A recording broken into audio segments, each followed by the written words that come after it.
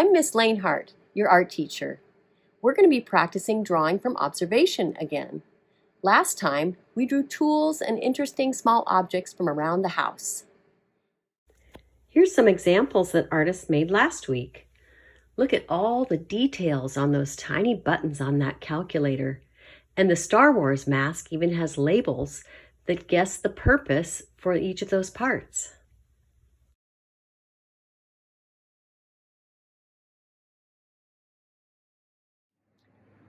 I've been noticing when I've been out walking these days that a lot of plants are dying back and going to seed, as we might say. So over the last little part of summer, they've been storing up seeds. They've been creating seeds, and it's kind of a fun mystery to try to solve where in each plant you might find the seeds. Where are they hiding their seeds? Like this lupin was a flower, and it's turned into kind of these pods now, and I can even shake it and hear something rattling inside, so I bet the seeds are inside these pods. Look at this grass here. I bet the seeds might be hiding in the tops of the grass. And then we have the fireweed, which has these fluffy things on top. The seeds must be very, very, very tiny in a fireweed. And what about this cow parsnip? Yana 8. That has some really beautiful seeds on top that look like little coins. Even a cone, if you find cones on the ground, hold seeds inside. These things are really great for taking in and thinking about drawing in our sketchbook. We can collect a few of these.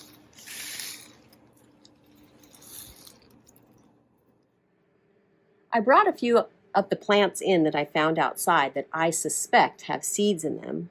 And I'm going to choose one of these to draw today. I think that I will draw the grass with this interesting stalk at the end. As I observe it, I'm reminded of a phrase that I'm learning in Tlingit that goes like this: Dasa iatin, which means, what do you see? When I hear that phrase in my mind, what do you see, it reminds me of the first step of the drawing cycle. Observe, look closely. What do you see? Let's get set up for drawing. First, we need our sketchbook or a piece of paper, and I'm going to open to the first blank page. So I've got my tools I drew last time. Here's my first blank page, and I need a pencil with an eraser if possible. I'm going to be setting my object where I can see it really easily. I think I'll set it right here on the sketchbook page that's opposite the one I'll be drawing on. Okay, so the first step of the drawing cycle is to observe. I'm going to notice some things about this piece of grass before I draw. I notice that, first of all, it's going off the edge of the page, so that's okay. My drawing will too. I notice that there is one leaf, that there's a very narrow stem that actually has a little bend to it. And then this whole second top half of this has all these little clumps or clusters of what I assume are the seeds. They're sort of feathery looking, don't you think? Now my next step is to plan. Where am I going to start? I guess it makes sense to me to start at the bottom, and I can just start right at the end of the page here. And I think the first thing I'll draw is this stem. It isn't exactly perpendicular to the page. It has a little bit of a tilt, a little bit of a diagonal line. It's a very narrow stem, but it does have two sides. I'm going to feel that with my hand. I'm just going to draw this section here. I'm going to feel that with my finger. Practice it in the air first to see if there's any curves or bends I need to be aware of. It's pretty straight, that diagonal, just slightly diagonal line. So I think I'm ready to draw. Okay, right about to there. And again, I'm going to make that second side that it has. Okay. What shall I draw next? I think I observe that it has one leaf, and I think that I'll draw that next. So practice that in the air. There's a tiny curve to that at the end, and then the second side is straight. So here we go. Goes up. That little curve at the end, and then I'm going to come back down the other side, and look how it gets thicker at the bottom. So I'm going to show that it gets thicker at the bottom. Okay. All right. Looks like I drew that a little bit longer than it is in real life. Do I care? Should I change it? I might change it. So I'll show it being a little shorter. You can use your eraser as a drawing tool as well, remember. Okay.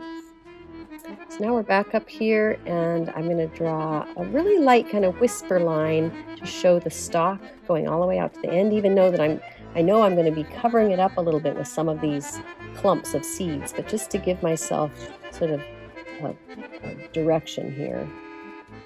And see what that feels like. It kind of heads off a little more of a diagonal, and it's pretty straight. And again, I'm going to just sketch it lightly because I'm going to be putting some clumps of seeds on that, and it'll cover up part of it. All right, it also has a second side, even though it's very, very thin. So I'm going to put 2 lines there. All right, now I'm ready to start these interesting little clumps. Each one starts with a tiny stem, and then there's sort of a shape that's sort of a feathery shape.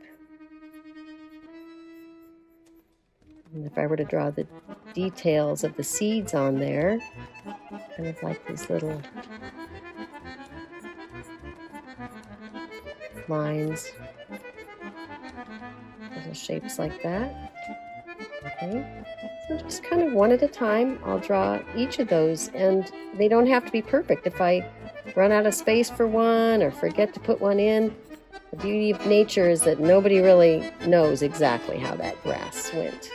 You can kind of bake parts of it or leave some of it out, as long as you're observing the general shapes and feeling of it.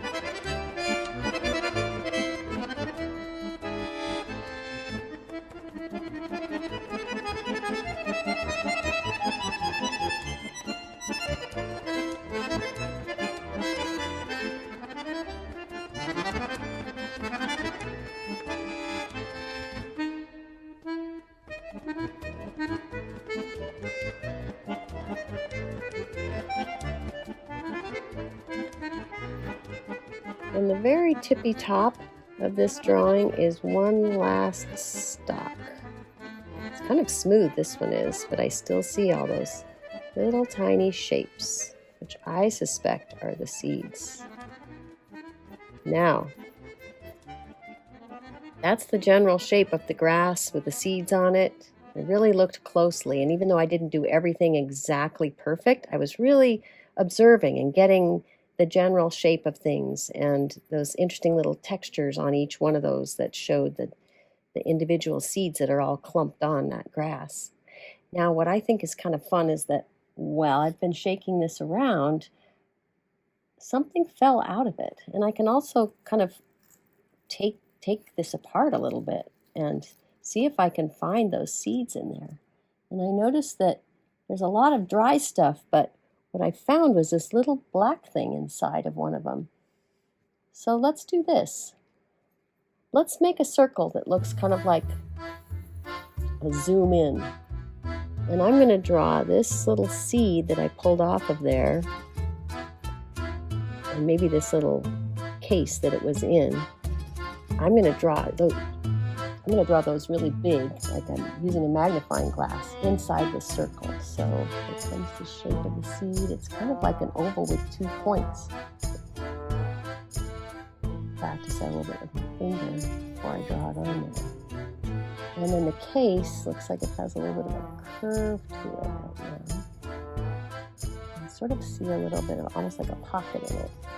The seed itself is quite dark, and it's a little bit shiny. So I'm going to use the side of my pencil and show how dark that is. I even see a teeny little spot where it's reflecting the light, so I'm going to leave a little bit of white spot.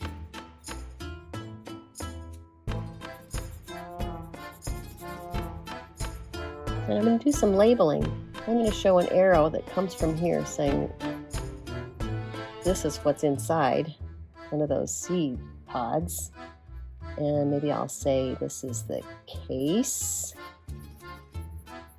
and this is the seed that popped out of it. might add some descriptive words like shiny, hard, smooth. That's how it felt. I'm going to title this page of my sketchbook, Seeds of Grass.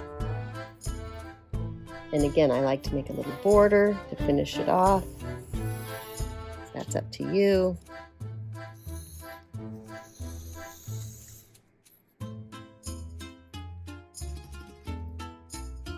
Fun.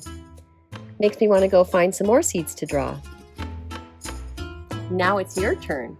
Go outside and find some plants that you suspect have seeds in them.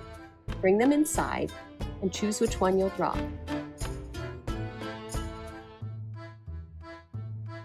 Good job, artists. Gunas Jish for drawing with me today.